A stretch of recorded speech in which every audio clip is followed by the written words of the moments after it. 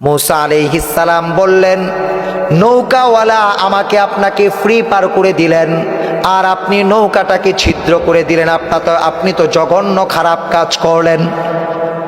খাজির আলাইহিস সালাম বলতেছেন, قال ألم أقل إنك لن تستطيع معي صبرا, আমি কি আপনাকে বলিনি আপনি আমার সাথে ধৈর্য ধারণ করে থাকতে পারবেন না? মূসা আলাইহিস সালাম বললেন, قال لا تؤاخذني بما نسيت ولا ترهقني من أمري عسرا, উস্তাদ আপনি আমাকে আমার কাজের জন্য কঠোরতা আরোপ করবেন না, সরি, দুঃখিত, আপনি আমাকে ক্ষমা করে দিন, মার্জনা করে দিন, আর আমার দ্বারা ভুল হবে না। ফানতালাকা, দ্বিতীয় ধাপে সফর করতে লাগলেন। হাত্তা ইযা লাকিয়া গুলামান ফাকাতালাহু ক্বালা আকাতালতা নাফসান যাকিয়াতান বিগাইরি নাফসিন লাকাদ জিইতা শাইআন নুকরা। দ্বিতীয় ধাপে সফর করলেন। অনেক বড় খেলার মাঠ, অনেক বাচ্চারা দলে উপদলে বিভক্ত হয়ে খেলাধুলা করতেছে। সবচেয়ে সুন্দর সুরসী একজন ছোট্ট বাচ্চা, তাকে কোলে নিলেন। কোলে নেওয়ার পরে কোল থেকে উপর থেকে ফেলে দিলেন। ফেলে দেওয়ার পরে সন্তানটা তাৎক্ষণিক মারা গেল। কাজটা ভালো না খারাপ? জোরে বলেন, ভালো না খারাপ? মূসা আলাইহিস সালাম বললেন, আগে তো নৌকা ছিদ্র করলেন, নৌকায় যারা আরোহণ করে তাদেরকে ডুবিয়ে মারার জন্য, এখন তো একটা নিষ্পাপ প্রাণকে আপনি হত্যা করে ফেললেন, এটা তো আপনি আরো জঘন্য কাজ করলেন। খাজির আলাইহিস সালাম পুনরায় সে প্রশ্নই করছেন, আমি কি বলিনি আপনি আমার সাথে ধৈর্য ধারণ করে থাকতে পারবেন না? এবারও মূসা আলাইহিস সালাম বললেন, দ্বিতীয়বার আপনার কাছে আমি ক্ষমা প্রার্থনা করছি, তৃতীয়বার যদি আমি আপনাকে প্রশ্ন করি কোনো প্রকার, আমি আপনার সঙ্গ ছেড়ে দিব, আপনি আপনার সঙ্গে আমাকে রাখবেন না, আমি চূড়ান্ত শেষ উজুর খাহি করছি। তৃতীয় ধাপে সফর করতে লাগলেন। এমন এক গ্রাম্য এলাকায় সফর করলেন। সফর করার পরে অনেক লম্বা সময়ের সফর, তারা ক্লান্ত শ্রান্ত হয়ে গেলেন, ক্ষুধার তাড়নায় পিপাসার তাড়নায় অস্থির হয়ে গেলেন। ওই সময় এলাকাবাসীর কাছে খাদ্য চাইলেন, আতিথেয়তা চাইলেন, মেহমানদারি করতে আগ্রহী হয়ে প্রস্তাবনা দিলেন। এলাকাবাসী মেহমানদারি করতে অনাগ্রহ প্রকাশ করলো। আল্লাহর গোলাম তারা দুইজন মিলে এমন একটি দেয়াল, পতন্নমুখ দেওয়াল, যা হেলে দুলে পড়ে যায় ভাব, ভেঙে পড়ে যাবে ভাব, ওই দেওয়ালটাকে ভাঙলেন, পুনরায় নির্মাণ করলেন। দেওয়াল নির্মাণ করার পরে এলাকাবাসী বলল, হযরত আপনারা খাবার খেয়ে যান, কিছু উজরত নিয়ে যান, কিছু প্রতিদান নিয়ে যান। খাজির আলাইহিস সালাম বললেন, না, আপনাদের থেকে প্রতিদান নিব না, আপনাদের থেকে খাবার খাবো না। মূসা আলাইহিস সালাম বলতেছেন, হায়, আপনি তো চাইলে এখান থেকে পারিশ্রমিক নিতে পারতেন। মূসা আলাইহিস সালামকে বললেন, আপনি চূড়ান্ত উজুর খাহির মধ্যে আপনি পৌঁছে গেছেন, আপনি চূড়ান্তভাবে আমার শিষ্যত্ব বর্জন করার শর্তে এসে উপনীত হয়েছেন, আর আপনি আমার সঙ্গে থাকতে পারবেন না। মূসা আলাইহিস সালাম বলতেছেন, এই যে তিনটা কাজ করলেন, বর্ণনা আমাকে দিয়ে যান। আমরা সূরাতুল মুমিনুন থেকে কথা শুনবো। কোথায় থেকে কথা শুনবো ভাই? সূরাতুল মুমিনুন থেকে। রব্বুল আলামিন বলেন, আউযু বিল্লাহি মিনাশ শাইতানির রাজীম, বিসমিল্লাহির রহমানির রহিম, ক্বাদ আফলাহাল মুমিনুন। আল্লাহ রব্বুল আলামিন বলেন, নিশ্চয়ই মুমিনরা সফলতা অর্জন করেছে। মুমিনরা কি অর্জন করেছে? জোরে বলেন, সফলতা। জোরে বলেন কি? জবান খুলে বলতে হবে, কি? জোরে বলেন। আপনারা যেমন খাবার শেষে, ওয়াজ শেষে খাবার খাওয়াইবেন, আমরা ওয়াজ খাওয়াই দিতে হইব আপনাদেরকে, খালি ওয়াজ কানে শোনায় দিলে হইতো না। আগামী বছর যেন আপনারা বয়ান করতে পারেন, এইভাবে ওয়াজ খাওয়াই দিব। খাইতে পারবেন তো ইনশাল্লাহ? খাইলে জবান দ্বারা বলতে হবে। জবান দ্বারা কি করতে হবে? বলতে হবে। আল্লাহ রব্বুল আলামিন বলেন, মুমিনরা সফলতা অর্জন করেছে। কারা সফলতা অর্জনকারী মুমিন? তাদের এক নাম্বার বৈশিষ্ট্য রব্বুল আলামিন বলেন, الذين هم في صلاتهم خاشعون। সফলতা অর্জনকারী মুমিনদের এক নাম্বার বৈশিষ্ট্য হলো যারা তাদের নামাজের মধ্যে বিনয়ী বিনম্র, নামাজটা খুশু খুজু সহকারে আদায় করে, সময় মতো নামাজ আদায় করে। ইন্নাস সালাতা কানাত আলাল মুমিনিনা কিতাবাম মাওকুতা। আল্লাহ বলেন নামাজটা নির্ধারিত সময়ে ফরজ, প্রত্যেকের উপর দায়িত্ব নির্ধারিত সময়ে নামাজ আদায় করা। মুমিনদের এক নাম্বার বৈশিষ্ট্য, সফলতা অর্জনকারী মুমিনদের যারা তাদের নামাজের মধ্যে বিনয়ী, নামাজের মধ্যে মনোযোগ আছে, যাদের নামাজ অন্তরের ভেতরে বিগলিত করে হৃদয়টাকে নরম করে, যাদের নামাজ অশ্লীল, মন্দ, নিন্দিত, গর্হিত, নিষিদ্ধ, অপছন্দনীয়, সামাজিকভাবে নিষিদ্ধ যত কাজ আছে ওই কাজগুলো থেকে যাদেরকে নামাজ বিরত রাখে, যাদের নামাজ নেক আমলের প্রতি উদ্বুদ্ধ করে। মুমিনদের দুই নাম্বার বৈশিষ্ট্য ওয়াল্লাযীনা হুম আনিল লাগবি মুরিদুন। মুমিনদের দুই নাম্বার বৈশিষ্ট্য হলো মুমিনরা অনর্থক কথাবার্তা বলে না, অনর্থক কথাবার্তাকে পরিহার করে, অপ্রয়োজনীয় কথাবার্তাকে পরিহার করে। যে কথার দুনিয়ায় কোনো কল্যাণ নাই, পরকালে কোনো কল্যাণ নাই, অন্যের গীবত করা, অন্যের শিকায়েত করা, পরদোষ চর্চা করা, পরদোষ চর্চা করা, অপরের মন্দচারিতা, অন্যের কর্ণকুহরে পৌঁছে দেওয়া থেকে মুমিনরা বিরত থাকে। তিন নাম্বার বৈশিষ্ট্য ওয়াল্লাযীনা হুম লিয-যাকাতি ফাঈলুন। মুমিনরা তাদের অন্তরাত্মাটাকে পরিশুদ্ধ করে, অহংকার থেকে, রিয়া থেকে, বুগজ থেকে অন্তরাত্মাটাকে পরিশুদ্ধ করে, অন্তরাত্মা পরিশুদ্ধ আছে কিনা। অপরের সন্তান যদি সফলতা অর্জন করে, উচ্চ শিক্ষায় শিক্ষিত হয়, সরকারি চাকরি হয়ে যায়, অনেক টাকা পয়সা উপার্জন করে, তাহলে আপনার আমার ভালো লাগার কথা, আপনার আমার হৃদয়ের মধ্যে গৌরব হওয়ার কথা, আমাদের এলাকার সন্তান উচ্চ শিক্ষায় শিক্ষিত হয়েছে। জোরে কোন ঠিক কিনা? আমরা এটা কি করতে পারি না? আমরা এটা সহ্যই করতে পারি না। হে অমুকের ছেলেটা, যদি কারো প্রশংসা আমাদের সামনে করা হয়, প্রশংসা শ্রবণের পরে আমরা ত্রুটিযুক্ত কয়েকটা বাক্য প্রশংসার পরে আলোচনা করি কি করি না?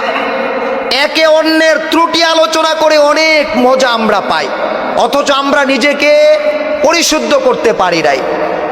মুমিনদের চার নাম্বার বৈশিষ্ট্য ওয়াল্লাযীনা হুম লিফুরুজিহিম হাফিজুন। মুমিনরা তাদের আপন গোলাপকে সংরক্ষণ করবে, আপন গোলাপকে অপব্যবহার করবে না। রাব্বুল আলামিন গোলাপের যে সৌরভ দিয়েছেন, ওই সৌরভটাকে গৌরব আকারে রক্ষা করবে। কখনো সৌরভটাকে অযথা বাগানহীন মালির কাছে সৌরভটাকে বিতরণ করবে না, বিচরণ করাবে না। মুমিনদের পঞ্চম নাম্বার বৈশিষ্ট্য ওয়াল্লাযীনা হুম লিআমানাতিহিম ওয়া আহদিহিম রাউন।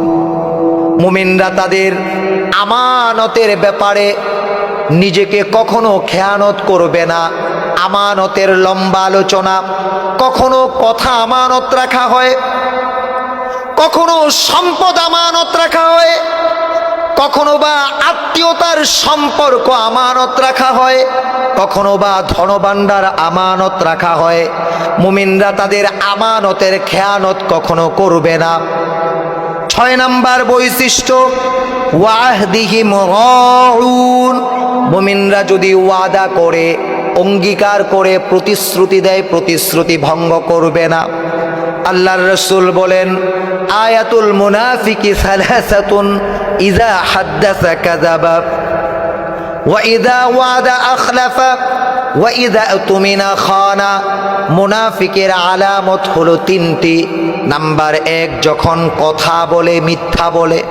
নাম্বার দুই, যখন ওয়াদা করে ভঙ্গ করে। নাম্বার 3, যখন আমানতকে সংরক্ষণের জিম্মাদারি দেয়া হয়, দায়িত্ব দেয়া হয়, তখন আমানতের খেয়ানত করে। এজন্য প্রিয় ভাইরা, এ 6টি বৈশিষ্ট্য যাদের মধ্যে থাকবে, রব্বুল আলামিন বলেন উলাইকা হুমুল ওয়ারিসুন, তারা হলো উত্তরাধিকারী। কিসের উত্তরাধিকারী? আল্লাযীনা ইয়ারিসুনাল ফিরদাউসা হুম ফিহা খালিদুন, তারা হলো জান্নাতুল ফিরদাউসের উত্তরাধিকারী। তারা সেখানে চিরকাল থাকবে, সেখানে কোনো অসার কথা তারা শুনতে পাবে না। এ 6টি বৈশিষ্ট্য আমাদের প্রত্যেকের অর্জন করার প্রয়োজন আছে না নাই? জোরে বলেন, আছে না নাই? রব্বুল আলামিন সূরাতুল বাকারার 2 রুকুতে বলেন وَإِذْ قَالَ مُوسَى لِفَتَاهُ لَا أَبْرَحُ حَتَّى أَبْلُغَ مَجْمَعَ الْبَحْرَيْنِ أَوْ أَمْضِيَ حُقُبًا, স্মরণ করো ওই সময়ের কথা যখন মূসা আলাইহিস সালাম তার যুবক খাদেম, যার নাম হলো ইউশা ইবনে নুন, নামটা কি জোরে বলেন? ইউশা ইবনে নুন, জোরে বলেন, নাম বলেন। ইউশা ইবনে নুন। ওরে আল্লাহ রে আল্লাহ, আপনারা মাদ্রাসার ছাত্র হইতে পারবেন, বয়স্ক মাদ্রাসায় ভর্তি হয়ে যাবেন। বলেন ইনশাআল্লাহ। আর জোরে বলেন ইনশাআল্লাহ। এত অল্প সময়ে কোরআনের ছাত্র হয়ে যাওয়া, এটা সৌভাগ্যের বিষয় না? কথা বলেন না কে? সৌভাগ্যের বিষয় না? আমরা 12 বছর 13 বছর পড়ার পরে কোরআন বুঝি, আর আপনারা 1 থেকে 1.5 ঘন্টার কোরআনের ছাত্র হয়ে কোরআন থেকে এলেম নিতে পারেন, এটা অত্যন্ত সৌভাগ্যের বিষয় না? জোরে বলেন না কে? আরে জবান খুলেন। কোরআনের ছাত্র হতে হলে বোতা থাকা যাবে না, জবান খুলতে হবে। বয়স যতটুকুই আছে, মহিলা মা বোনেরা পর্দার আড়ালে অন্দরবহলে একজন মা যিনি কোরআনুল কারীম শিখানোর ব্যাপারে পারদর্শী, তাকে দিয়ে কোরআনুল কারীমটাকে সহি করতে হবে কি হবে না? পুরুষরা মসজিদের মধ্যে 5 ওয়াক্ত নামাজের আগে পড়ে, যখন সময় হয় তখন কোরআনুল কারীম শিখার প্রয়োজন আছে না নাই? নামাজ ভাঙ্গার 19টা কারণের মধ্যে প্রথম কারণ কোরআনুল কারীম তিলাওয়াত বিশুদ্ধ না হওয়া। অশুদ্ধ হলেই সারা জীবনের নামাজ বরবাদ। এজন্য বয়স্ক শিক্ষার ব্যবস্থা করতে হবে। কিসের কথা বলে না? কিসের? বয়স্ক কোরআন শিক্ষার। কি কোরআন? জোরে বলেন না, কি কোরআন? বয়স্কদের জন্য কোরআন শিক্ষার ব্যবস্থা করতে হবে। রব্বুল আলামিন বলেন, স্মরণ করো ওই সময়ের কথা যখন মূসা আলাইহিস সালাম তার যুবক খাদেমকে বললেন, আমরা সফর করব, ওই সময় পর্যন্ত আমরা সফর করতে থাকব যতক্ষণ পর্যন্ত আমরা 2টি নদীর মোহনা না পাই, 2টি নদীর মিলনস্থল না পাই। তাহলে বোঝা গেল মূসা আলাইহিস সালাম তার একজন যুবক খাদেমকে সফর করার কথা বললেন। কি করার? আই জোরে বলেন না, কি করার? তাহলে সফরের আদব হলো, সফর করতে হলে সীমান্ত বলে দিতে হবে, আমরা ওই সময় পর্যন্ত সফর করব, ওই জায়গা পর্যন্ত সফর করব। সফরের সীমানা নির্ধারণ হলো 2টি নদীর মিলনস্থল। কি সীমানা? কথা বলে না। সীমানা কি? 2টি নদীর মিলনস্থল, 2টি নদীর মুখোমুখি অবস্থান। 2টি নদীর কি অবস্থান? মুখোমুখি যেখানে অবস্থান হবে ওইখানে সফরের সীমান্ত, ওইখানে সফরের কি সীমান্ত। فَلَمَّا بَلَغَا مَجْمَعَ بَيْنِهِمَا نَسِيَا حُوتَهُمَا فَاتَّخَذَ سَبِيلَهُ فِي الْبَحْرِ سَرَبًا। অতঃপর তারা উভয়ে সফর আরম্ভ করলেন। সফর আরম্ভ করে 2 নদীর মিলনস্থলে, 2 নদীর যেখানে মুখোমুখি অবস্থান, 2টি নদীর মোহনা, ওই 2 নদীর মোহনা পর্যন্ত যখন চলে আসলেন, মূসা আলাইহিস সালাম সফর চলাকালীন সময়ে, সফরের সূচনা সময়ে রব্বুল আলামিন বলে দিলেন, একটি বড় মাছ নাও, মাছটাকে সুন্দর করে আস্তা ভুনা করো। কি ভুনা? আস্তা ভুনা করো। এরপরে মাছটা একটা থলের ভেতরে নাও, থলের ভেতরে নিয়ে থলে নিয়ে সফর করবা। কেন সফর? বৃহৎ বড় একটি ময়দানে মূসা আলাইহিস সালাম ভাষণ দিয়েছিলেন। কি দিয়েছিলেন? বক্তব্য দিয়েছিলেন, হৃদয়গ্রাহী বক্তব্য দেওয়ার পরে হঠাৎ করে একজন মানুষ এসে জিজ্ঞেস করলেন, হে মূসা, এই জামানার মধ্যে সবচেয়ে বড় জ্ঞানী ব্যক্তি কে? মূসা আলাইহিস সালাম বললেন, এই জামানার মধ্যে যেহেতু আমি নবী, আমি যেহেতু রাসূল, এই জামানার মধ্যে আমি হলাম সবচেয়ে বড় জ্ঞানী। আল্লাহর উত্তর পছন্দ হলো না। আল্লাহ বলেন, তোমার চাইতে জ্ঞানী ব্যক্তি আছে? মূসা আলাইহিস সালাম বললেন, আল্লাহ ঠিকানা দাও। আল্লাহ রব্বুল আলামিন বললেন, একটি মাছ নদী থেকে আনো, আস্তা বোনা করো, থলে নাও। সফর করলেন, একদিনের সফর করে মাছের এক অংশ খেয়ে ফেললেন। দ্বিতীয় দিনের সফর করে যখন ক্লান্ত হয়ে গেলেন, মাছটা নদীর মধ্যে সুরঙ্গ করে নেমে গেল। জোরে কোন সুবহানাল্লাহ। এটা কার কুদরত? বোনা মাছকে নদীর মধ্যে জীবিত নামাইতে কে পারেন? জোরে বলেন না, কে পারেন? রব্বুল আলামিন বোনা মাছটাকে নদীর মধ্যে জীবিত করে সুরঙ্গ করে যখন নেমে গেল, মূসা আলাইহিস সালামের যুবক খাদেম জাগ্রত হওয়ার পরে এ কথা বলতে ভুলে গেল, উস্তাজ, হে নবী, হে রাসূল, হে কালিমুল্লাহ মূসা আলাইহিস সালাম, আমরা যে অর্ধেকটা মাছ খাইলাম আর অর্ধেকটা মাছ আমাদের থলেতে সংরক্ষণ করা আছে। এ থলের অর্ধেক মাছ তো নদীর মধ্যে আশ্চর্যজনকভাবে জীবিত হয়ে নদীর মধ্যে সুরঙ্গ করে তার পথ ধরেছে। আমি এ কথাটা আপনাকে বলবো, শয়তান এ কথাটা আমাকে বলতে ভুলিয়ে দিল।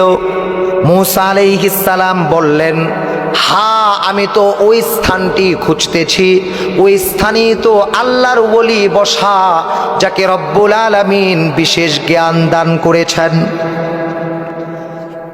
قال ما قال ذلك ما كنا نبغي فارتدا على آثارهما قصصا।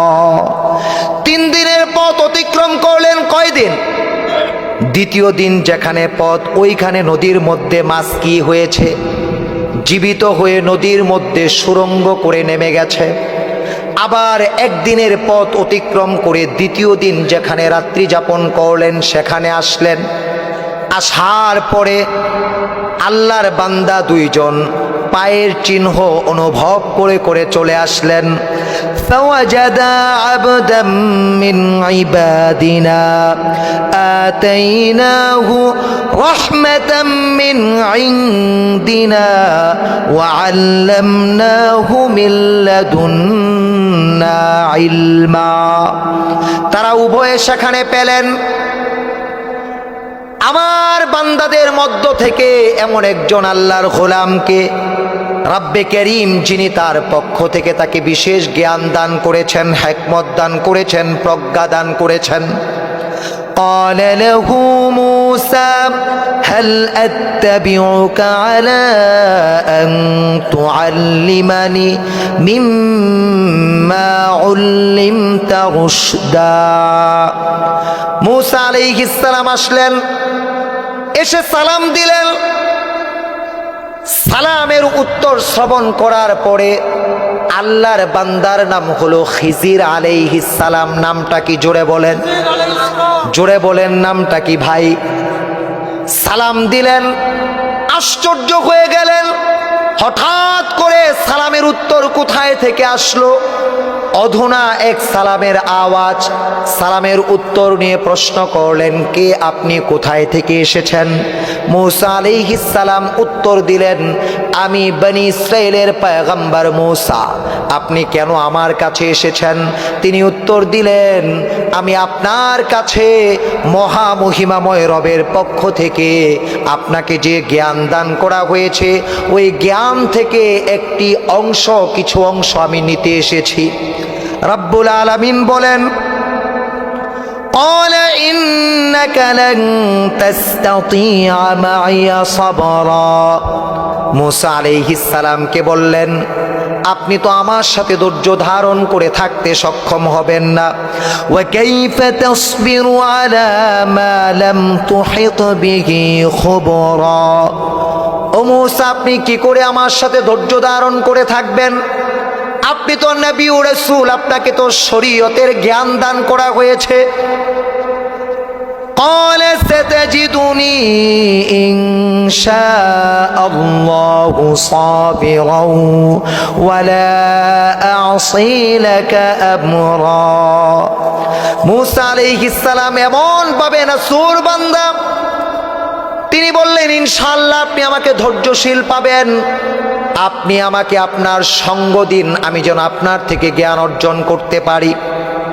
খাজির আলাইহিস সালাম বললেন قال فإن اتبعتني فلا تسألني عن شيء حتى أحدث لك منه ذكرا।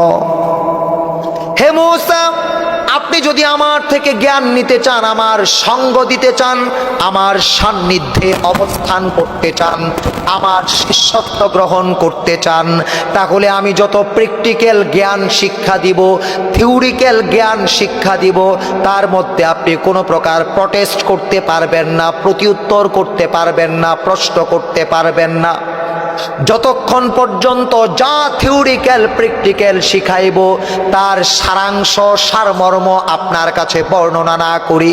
মূসা আলাইহিস সালাম তা মেনে নিলেন। ফানতালাকা, তারা উভয়ে সফর করতে লাগলেন, খিজির আলাইহিস সালাম, মূসা আলাইহিস সালাম।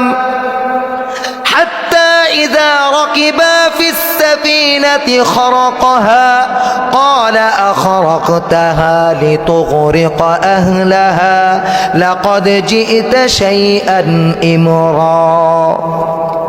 দুজন আল্লাহর গোলাম, একজন আল্লাহর নবী আর একজন আল্লাহর বিশেষ গোলাম, আল্লাহর বন্ধু, আল্লাহর ওলি, বুজুর্গ মানুষ, দুজনকে নৌকার মাঝি চিনে নদীটা পার করে দিলেন।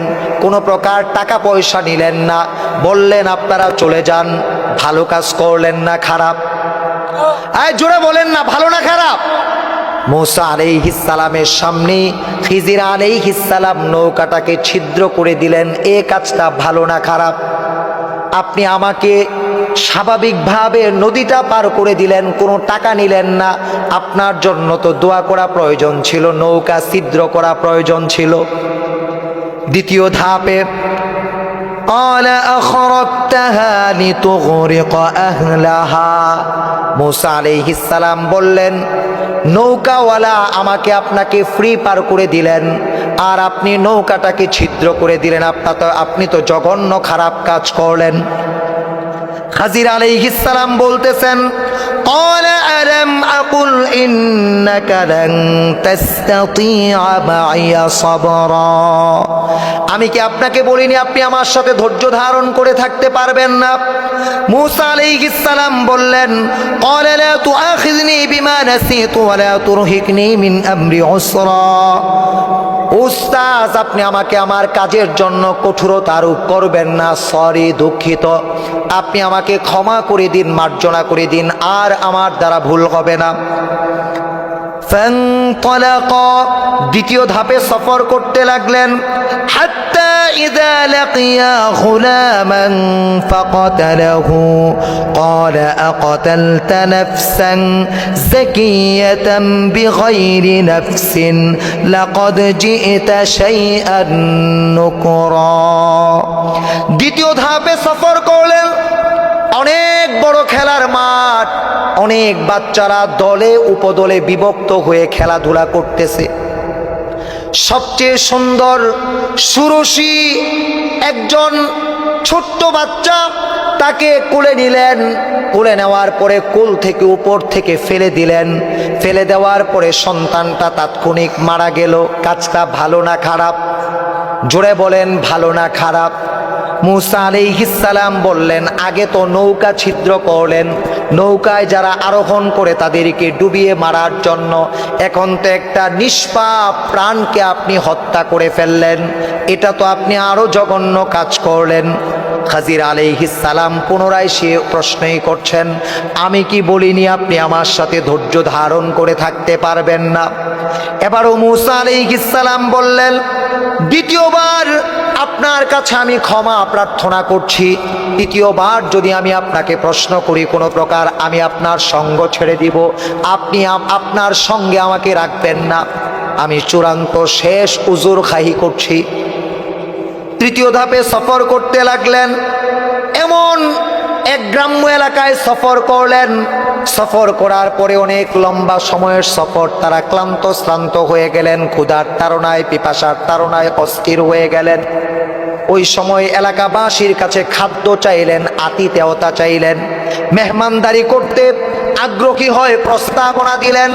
এলাকাবাসী মেহমানদারি করতে অনাগ্রহ প্রকাশ করলো। আল্লাহর গোলাম তারা দুইজন মিলে এমন একটি দেয়াল, পতন্নমুখ দেওয়াল, যা হেলে দুলে পড়ে যায় ভাব, ভেঙে পড়ে যাবে ভাব, ওই দেওয়ালটাকে ভাঙলেন, পুনরায় নির্মাণ করলেন। দেওয়াল নির্মাণ করার পরে এলাকাবাসী বলল, হযরত আপনারা খাবার খেয়ে যান, কিছু উজরত নিয়ে যান, কিছু প্রতিদান নিয়ে যান। খাজির আলাইহিস সালাম বললেন, না, আপনাদের থেকে প্রতিদান নিব না, আপনাদের থেকে খাবার খাবো না। মূসা আলাইহিস সালাম বলতেছেন, হায়, আপনি তো চাইলে এখান থেকে পারিশ্রমিক নিতে পারতেন। মূসা আলাইহিস সালামকে বললেন, আপনি চূড়ান্ত উজুর খাহির মধ্যে আপনি পৌঁছে গেছেন, আপনি চূড়ান্তভাবে আমার শিষ্যত্ব বর্জন করার শর্তে এসে উপনীত হয়েছেন, আর আপনি আমার সঙ্গে থাকতে পারবেন না। মূসা আলাইহিস সালাম বলতেছেন, এই যে তিনটা কাজ করলেন, বর্ণনা আমাকে দিয়ে যান।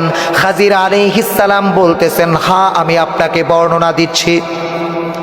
أما السفينة فكانت لمساكين يعملون في البحر فأردت أن أعيبها وكان وراءهم ملك يأخذ كل سفينة غصبا। প্রথমে যে নৌকাটা ছিদ্র করে দিলাম, এই নৌকার পেছনে কয়েকজন জালেম বাদশা ছিলেন। এলাকার জালেম বাদশা ভালো নৌকাগুলো নিয়ে যাচ্ছে। এরা মিসকিন মানুষ, নৌকা দিয়ে মানুষকে পারাপার করে জীবিকা উপার্জন করে। এই নৌকাটা যদি ভালো পায় তাহলে জালেম বাদশা নিয়ে যাবে, এরা কি করে জীবিকা নির্বাহ করবে? এখন বলেন কাজটা ভালো না খারাপ? দ্বিতীয় নাম্বার, وأما الغلام فكان أبواه مؤمنين فخشينا أن يرهقهما طغيانا وكفرا। আমি যে গোলামকে হত্যা করলাম, শিশুকে হত্যা করলাম, এ শিশু পরবর্তীতে সে তার পিতামাতাকে কুফর করতে, কাফের হতে বাধ্য করত। আল্লাহ পাক রব্বুল আলামিন চাইলেন এই সন্তানের পরিবর্তে এমন একজন সন্তান দিবেন যাকে পবিত্র সন্তান হিসাবে গণ্য করা হবে। এই জন্য আমি শিশুটাকে হত্যা করেছি। এখন বলেন শিশুটাকে হত্যা করা খারাপ হয়েছে না ভালো? তৃতীয় নাম্বার, وأما الجدار فكان لغلامين يتيمين في المدينة وكان تحته كنز لهما وكان أبوهما صالحا فأرادا ربك أن يبلغا أشدهما ويستخرجا كنزهما رحمة من ربك وما فعلته عن أمري ذلك تأويل ما لم تستطع عليه صبرا। তৃতীয় নাম্বার, যে পতন্নমুখ দেওয়াল হেলে দুলে পড়ে যায় ভাব, ওই দেওয়ালটা নির্মাণ করে দিলাম। এলাকাবাসীর কাছে খাদ্য চাইলাম, তারা খাদ্য দিতে অনাগ্রহ প্রকাশ করলো। কাজ করার পরে তারা বিনিময় দিতে চাইলো, বিনিময় গ্রহণ করলাম না। এখানে দুজন এতিম বালকের সম্পদ সংরক্ষণ করা, তাদের পিতামাতা নেককার বান্দাবান্দি ছিলেন। আল্লাহ পাক চাইলেন তারা পরিণত বয়সে উপনীত হোক, তাদের ধনভাণ্ডার এখানে যে আল্লাহ দিলেন, সংরক্ষণ করলেন, তারা উপযুক্ত বয়সে এখান থেকে ধনভাণ্ডারগুলো গ্রহণ করুক। এখন বলেন কাজটা ভালো করলো না খারাপ? আলহামদুলিল্লাহ, এই কথাগুলোর ফিনিশিং আমাদের হজরত দিবেন প্রায় 15 মিনিট সময় আমি ওনার খাইয়া ফেলছি ফিনিশিং এর আগে দিয়া। আল্লাহ রব্বুল আলামিন যে কথাগুলো বললাম, ভুল কথাগুলো হৃদয় থেকে মুছে দিয়ে সঠিক কথাগুলো দীর্ঘদিন মনে রেখে স্মৃতিতে সংরক্ষণ করার, মানুষের কাছে পৌঁছানোর আপনাদের সকলের মাগফিরাত কামনা করছি। আপনাদের জন্য দোয়া করব, দোয়া করছি, আপনাদের কাছে দোয়া চাচ্ছি, আপনারা দোয়া করবেন। আমরা যেন ঈমানের সাথে মরতে পারি। সকলে সুস্থ দীর্ঘ নেক হায়াত কামনা করছি, মৃত্যুতে ঈমান কামনা করছি, জান্নাতে একত্রে থাকার তৌফিক চেয়ে আমি আমার আলোচনা এখানেই শেষ করছি। ওয়া মা আলাইনা ইল্লাল বালাগ। ওয়াসসালামু আলাইকুম ওয়া রাহমাতুল্লাহি ওয়া বারাকাতুহু।